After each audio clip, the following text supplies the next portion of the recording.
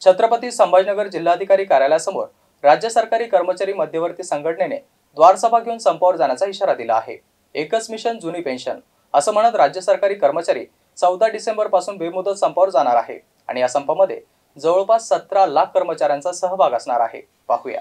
राज्य मध्यवर्ती कर्मचारी संघटनेच्या वतीने आज जिल्हाधिकारी कार्यालयासमोर द्वारसभा घेऊन विभागातील सर्व कर्मचारी एकत्रितपणे येऊन एकच मिशन जुनी पेन्शन अशी मागणी करत 14 डिसेंबर पासून संपावर जाण्याचा निर्णय घेण्यात आल्याचं आजच्या द्वारसभेत कळवले आहे। यावर्षी मार्च महिन्यात बेमुदत संपावर 17 लाख कर्मचारी गेले होते। सर्वत्र सरकारी यंत्रणा विस्कळीत झाली होती। तत्कालीन सरकारने राज्य सरकारी मध्यवर्ती संघटनेशी चर्चा करून समिती नेमून जुनी पेन्शन हा प्रश्न मार्गी लावण्यासाठी सरकार विचार करेल असे आश्वासन देखील देण्यात आले होते।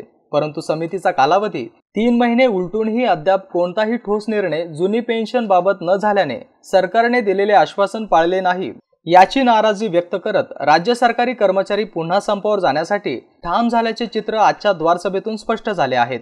राज्य सरकारी कर्मचारी मध्यवर्ती संघटनेने राज्य उपाध्यक्ष देविदास जरारे आणि छत्रपती संभाजीनगर जिल्हाधिकारी कार्यालयातील कर्मचारी वर्गाने प्रतिक्रिया दिल्या आहेत। आमची पूर्वीचीच मागणी आहे एकच मिशन जुनी पेन्शन। यापूर्वी आम्ही यासाठी संप केला होता, पण सरकारने आम्हाला त्याबाबत आर्थिक व सामाजिक हे दिले फायदा होईल असं लेखी स्वरूपात दिलेलं होतं। त्यामुळे आम्ही संप स्थगित केलेला होता। आता तोच संप पुढे 14 डिसेंबर पासून आम्ही चालू ठेवणार आहेत। यावेळेस सरकारने कोणतीही आमची इतर मागणी मान्य केली तरी आम्ही आमच्या मूळ मागणीवर ठामच राहणार आहे आणि जुनी पेन्शन योजना आमच्या पदरात पाडून घेणार आहे। एकच मिशन जुनी पेन्शन याच्या बदल्यात कोणतीही इतर मागणी त्यांनी आम्हाला आमिष दाखवलं तरी त्याला आम्ही बळी पडणार नाही। 14 मार्च ते 20 मार्च दरम्यान जो बेमुदत संप झाला होता त्या संपाच्या वेळी राज्य सरकारसोबत राज्य मध्यवर्ती कर्मचारी संघटनेच्या वाटाघाटी झाल्या। त्यामध्ये राज्य शासनाने समिती नेमून नवीन कर्मचाऱ्यांना NPS लागू करण्याबद्दल आश्वासित केलं होतं। त्या अनुषंगाने समितीचा अहवाल जूनपर्यंत अपेक्षित होता। तो अहवाल आता मागच्या महिन्यामध्ये सादर झालेला आहे, परंतु सरकारने जुनी पेन्शन योजना लागू करण्याचा निर्णय अद्याप घेतलेला नाही आणि त्यामुळे 20 ऑक्टोबर रोजी राज्यातील सर्व संघटनांची मुंबई येथे प्रदीर्घ चर्चा झाली आणि बैठक झाली। त्यामध्ये असं निश्चित करण्यात आलं होतं की 14 डिसेंबरपासून संस्थगित केलेला संप परत करण्यात येईल। त्या अनुषंगाने 14 डिसेंबरपासून राज्यातील 17 लाख कर्मचारी पुन्हा जुनी पेन्शन योजना लागू करण्यासाठी संपावर जात आहे। यामध्ये राज्यातील सर्व कर्मचारी सहभागी असतील।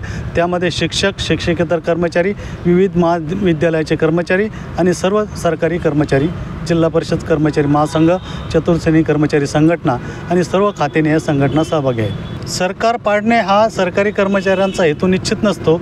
सरकारी कर्मचारी हे सरकारचा भाग आहे आणि आमच्या मागण्या मंजूर करून घेणे हे सरकारचं कामसुद्धा आहे। ज्या पद्धतीने प्रशासकीय यंत्रणा चांगली चालवायची असेल तर राज्यातील सरकारी कर्मचाऱ्यांचे पगार, भत्ते आणि पेन्शन योजना लागू करणे आवश्यक आहे। त्या दृष्टीने आम्ही नेहमीच रास्त मागण्या करत असतो।